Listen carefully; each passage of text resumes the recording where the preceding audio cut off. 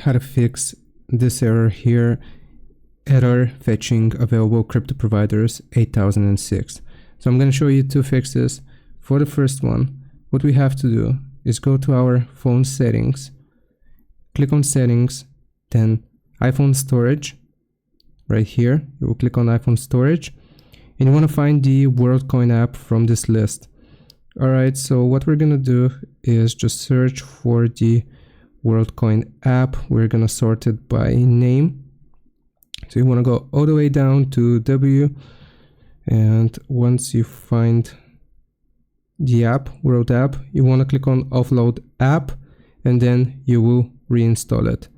Alright, so I'm going to offload it, and then you want to click on reinstall. Okay, so that's the first thing that you have to do.